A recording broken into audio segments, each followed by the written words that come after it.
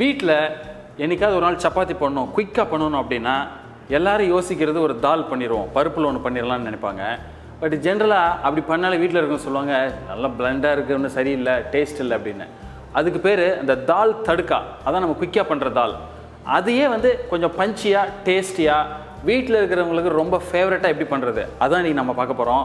இன்றைக்கி நம்ம பண்ண போகிறது perfect spongy dal dhokla. I'm chef Sundha. Welcome to recipe செக்கா.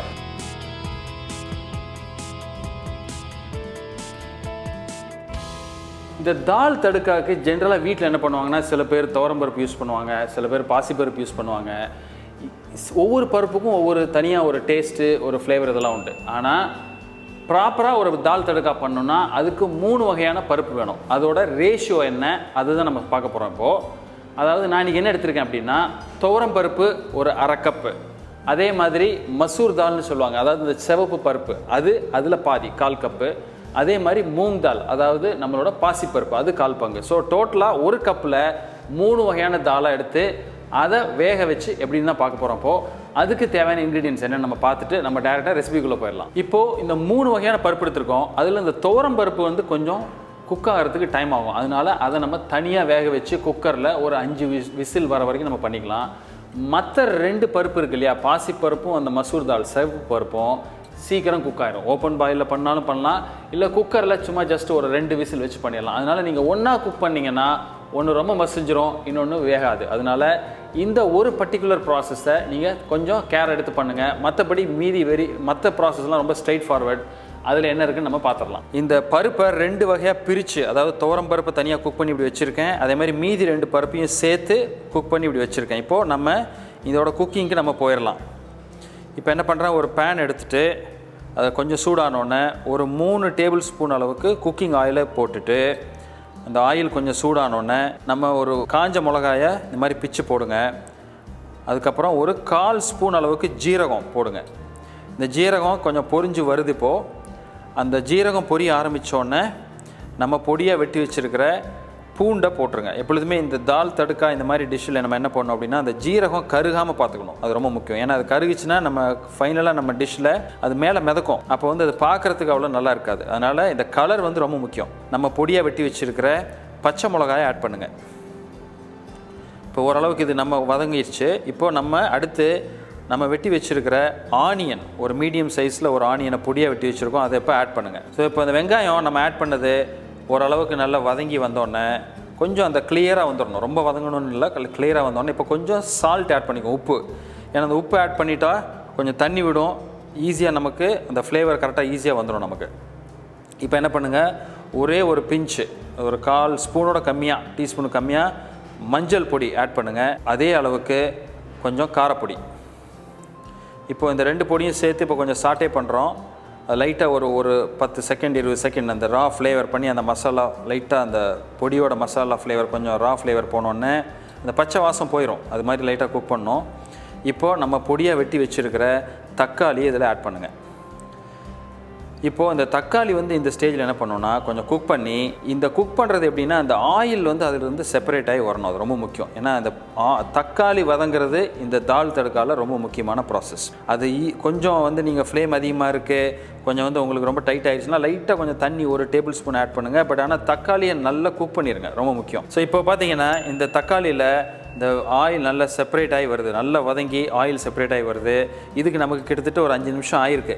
So இந்த ஸ்டேஜில் தான் நம்ம என்ன பண்ண போகிறோம் அப்படின்னா, நம்ம ஏற்கனவே வேக வச்சுருக்கிற பருப்பு இதில் ஆட் பண்ண போகிறோம். ஃபஸ்ட்டு நான் என்ன பண்ணுறேன், துவரம் பருப்பு ஆட் பண்ணுறேன்.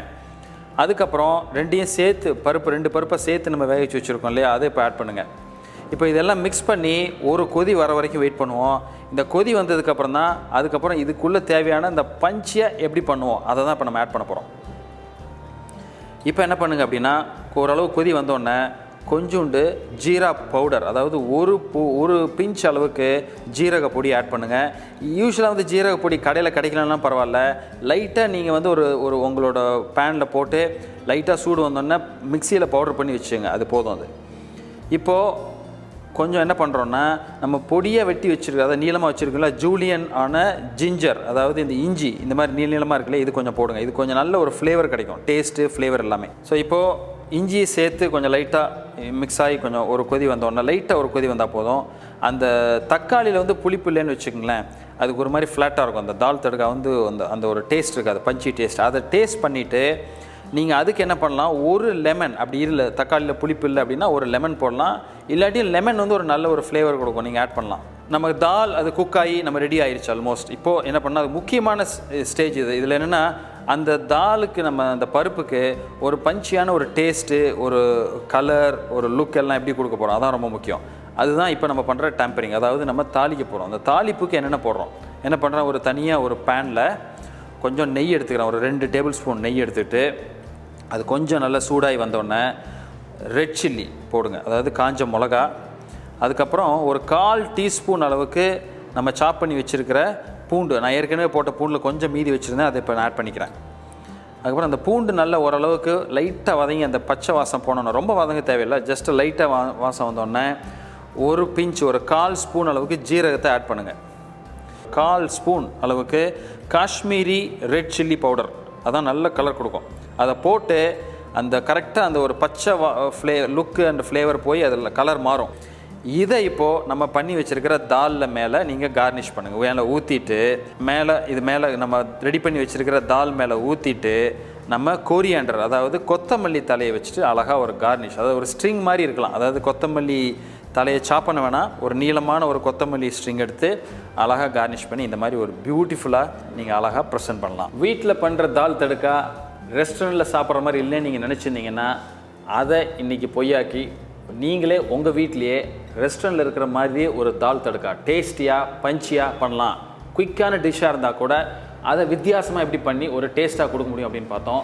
இந்த தால் தடுக்கா வந்து நிறைய நம்ம இதோட சாப்பிட்லாங்க. அதாவது சப்பாத்தி, அதே மாதிரி ரைஸ், வெரைட்டி ரைஸ் அதோட, அதாவது இப்போ புலாவ் பண்ணுறீங்க, ஜீரா புலாவ் பண்ணுறீங்க, வெஜிடபிள் புலாவ் பண்ணுறீங்க, அந்த மாதிரி எல்லாத்துக்குமே யூஸ் பண்ணலாம்.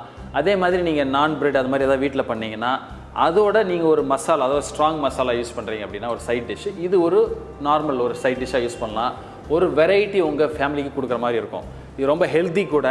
ஏன்னா இதில் வந்து நம்ம இந்த தால்ன்றது வந்து ஹை ப்ரோட்டீன், அதனால் இது வந்து நீங்கள் அடிக்கடி பண்ணுறது தான்.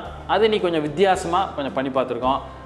அதனால் கண்டிப்பாக இது நீங்கள் இந்த மாதிரி பண்ணிவிட்டு நீங்கள் ஏற்கனவே பண்ணதுக்கும் இப்போ நீங்கள் இந்த மெத்தடில் பண்ணுறதுக்கும் என்ன வித்தியாசம் நீங்கள் ஃபீல் பண்ணுற அப்படின்னு கமெண்ட் பண்ணுங்கள். ஏன்னா உங்களோட ஃபீட்பேக்கை பேஸ் பண்ணி தான் நம்ம அடுத்த வீடியோஸ் எப்படி பிளான் பண்ணலாம் நம்ம சொல்ல முடியும். அதனால் பார்த்து என்ஜாய் பண்ணியிருப்பீங்கன்னு நினைக்கிறேன். பிடிச்சிருந்துன்னா எங்களுக்கு ஒரு லைக் கொடுங்க, ஃப்ரெண்ட்ஸோடு ஷேர் பண்ணுங்கள். அதே மாதிரி ஃபஸ்ட் டைம் சேனலுக்கு வந்திருந்தீங்கன்னா வெல்கம் டு ரெசிபி செக்கா. சேனலை சப்ஸ்கிரைப் பண்ணிவிட்டு பெல் ஐக்கானை கிளிக் பண்ணிடுங்க.